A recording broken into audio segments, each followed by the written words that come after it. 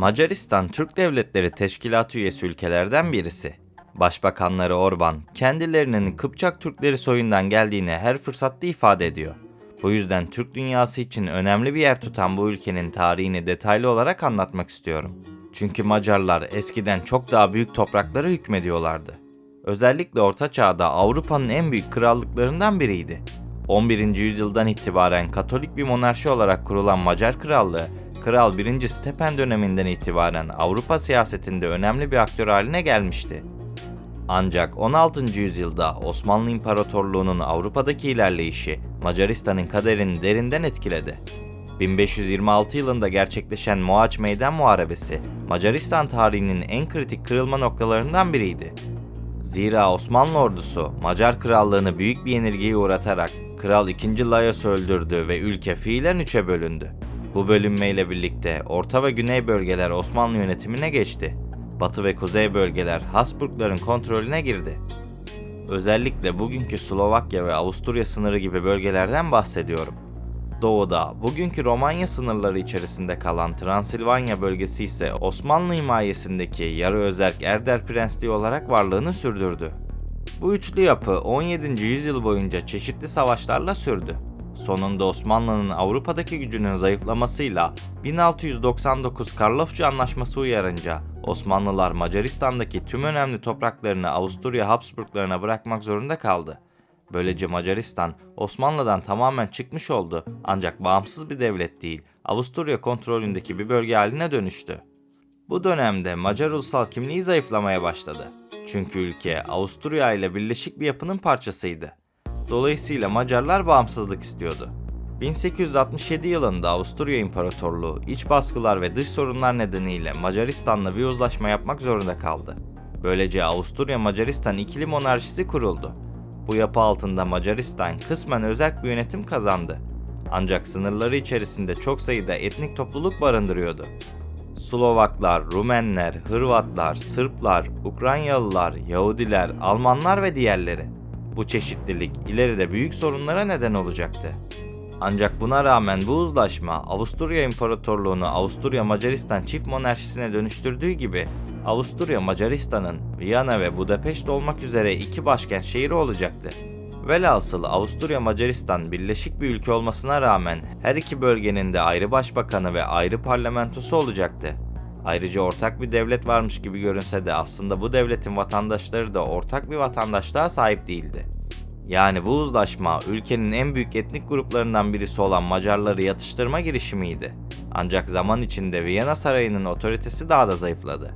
Ayrıca Avusturya Macaristan devleti diğer Avrupa güçlerine kıyasla sanayi devrimi konusunda geri kalmıştı. Bu ekonomik geri kalmışlık sadece imparatorluğun rekabet gücünü değil, aynı zamanda askeri gücünü de olumsuz etkiliyordu. Tahtın varisi Arşidük Franz Ferdinand reformcu olarak kabul ediliyordu ve katı monarşiyi dönüştürme konusunda birçok fikri vardı. Bunlar arasında Amerika Birleşik Devletleri'nin model alındığı, halklar arasında bir denge kurulmasını amaçlayan Büyük Avusturya Birleşik Devletleri'nin kurulması da bulunuyordu.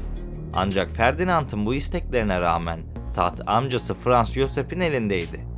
Yeğenine göre daha muhafazakar olan bu imparator neredeyse 70 yıl boyunca hüküm sürdü ve Avusturya Macaristan'ı yıkıma sürükledi.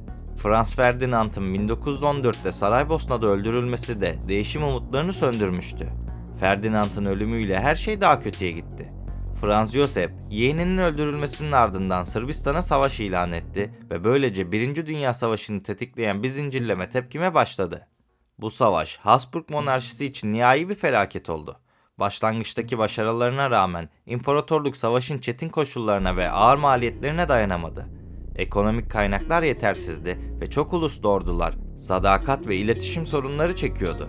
Böylece imparatorluğu oluşturan diğer halklar bağımsızlık zamanlarının geldiğine karar verdi ve monarşiye son darbeyi vurdu. Ardından Çekler, Slovaklar, Macarlar, Güney Slavlar ve Polonyalılar başta olmak üzere birçok farklı millet bağımsızlıklarını ilan etti. Böylece Avusturya Macaristan için yolun sonu görünürken çaresizce son bir girişim gerçekleştirildi. Avusturya İmparatorluk Konseyi Ekim 1918'de çeşitli milliyetlere geniş özerklikler tanıyan bir federasyon devletine dönüşümü kabul etti. Açıkçası bunu yapmak için çok geç kalmışlardı ve Avusturya İmparatorluğu çoktan dağılmıştı bile. Bu sayede Çekoslovakya, Polonya Cumhuriyeti, Sırp, Hırvat ve Slovenlerin krallığı gibi yeni devletler oluşmuştu. Ki son saydıklarım daha sonra Yugoslavya'ya dönüştü. Öte yandan Macaristan bağımsız bir devlet haline gelirken Avusturya, Almanca konuşulan bölgeleri kapsayacak şekilde küçüldü. Fakat bağımsız Macaristan'ı yeni tehlikeler bekliyordu. Zira Macaristan bu bağımsızlıktan sonra en büyük ve kalıcı toprak kaybını 1. Dünya Savaşı'nın ardından yaşadı. 1919'da Macaristan'ın komşuları Romanya, Çekoslovakya ve Sırp, Hırvat, Sloven Krallığı Macar topraklarına saldırarak önemli bölgeleri işgal etti. Bu durum 4 Haziran 1920'de imzalanan Trianon Anlaşması ile resmileşti. Anlaşmaya göre Macaristan topraklarının %72'sini, nüfusunun ise %60'ını kaybetti. Bu anlaşmayla birlikte Slovakya ve Karpatya Ukraynası Çekoslovakya'ya verildi. Transilvanya ve Banat'ın doğusu Romanya'ya geçti. Bu büyük kayıplar Macar toplumunda derin bir travma yaratmıştı. Macarlar komşu ülkelerde azınlık duruma düşerken ülke içindeki Büyük Macaristan hayali uzun süreler canlı kaldı. Çünkü Trianon Anlaşması Macarlar için büyük bir darbeydi. Bu anlaşma Macaristan'ın yeni sınırlarını belirleyerek Orta Avrupa'nın siyasi haritasını büyük ölçüde değiştirmişti. Macaristan nüfusu anlaşma sonucunda 18,2 milyonken 7,6 milyona düştü. Bu nedenle Macar etnik grubu yeni sınırların dışında kalmış ve komşu ülkelerde azınlık haline gelmişti. Dolayısıyla Macaristan 1930'lardan itibaren silahlanmaya başladı ve komşu devletler üzerinde hak iddia etti. Bu süreçte Almanya ile işbirliği yaptılar. Almanya, Macaristan'ı Güneydoğu Avrupa'da ileri bir karakol olarak gördü. Böylece Macaristan tıpkı Almanya'nın yaptığı gibi komşu devletlerini ilhak etmeye başladı. Bu 1938'deki 1. Viyana tahkimiyle başladı ve bu süreçte Güney Slovakya ve Karpatalya'daki Macar çoğunluk bölgeleri Macaristan'a verildi. Ardından Slovakya ile yapılan savaşta Karpatalya'nın tamamı Macaristan'ın eline geçti. İkinci Dünya Savaşı sırasında Romanya ve Yugoslavya topraklarından da ilhaklar gerçekleşti. İkinci Viyana tahkimi aslında Romanya ve Macaristan arasındaki sınır sorunlarını çözmek amacıyla yapılmıştı. Yine Almanya ve İtalya'nın arabuluculuğunda gerçekleşen bu tahkimle Transilvanya'nın kuzeyi Macaristan'a verildi. Bu olayların ardından Macaristan yaklaşık 43.000 km² alanı ve 2,5 milyonluk nüfusu geri kazanmıştı. Fakat bu nüfusun neredeyse yarısı Romenlerden oluşuyordu. Ancak bu durum sonsuza kadar Macaristan lehine ilerleyemezdi. Kısa bir süre sonra Miver devletleri için her şey tersine döndü. Stalingrad Muharebesi'nden sonra 200.000 kişilik Macar ordusu kuşatıldı. Böylece Macaristan savaşın dışına çıkmak istedi. Fakat buna rağmen kazanılan toprakları bırakmak istemiyorlardı. Bu nedenle savaş devam ederken taraf değiştirmeye çalıştılar. Ancak bu plan Alman istihbaratı tarafından erken keşfedildi ve Almanlar hızla Macaristan'a girip Macar topraklarını işgal etti. Böylece Macarlar Almanlarla savaşmak zorunda kaldı. Ardından Kızıl Ordu da Macaristan'a doğru ilerledi ve bu toprakları işgal etti. İşte bu olaylardan kısa bir süre sonra Mayıs 1945'te Miver devletlerinin teslim olmasıyla birlikte savaş sona erdi. Savaşın ardından Macaristan kazandığı tüm toprakları komşularına kaybetti ve Sovyet etkisine girdi. Yine de Almanya ve Avusturya kadar büyük zararlar görmediler. Kendi çıkarları için birçok girişimleri olsa da ne yazık ki kendi adlarına güzel bir son gerçekleşmemişti. Dolayısıyla bu son küçülme nedeniyle Zakarpatya Oblastı 1944 yılında Sovyetlerin eline geçti ve 1945'te Ukrayna Sovyet Sosyalist Cumhuriyeti'ne dahil edildi.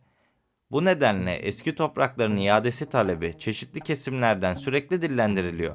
Bunu Orban yönetimi de ifade ediyor. Macaristan'ın günümüzde hala birçok ülkeden hak talebi var.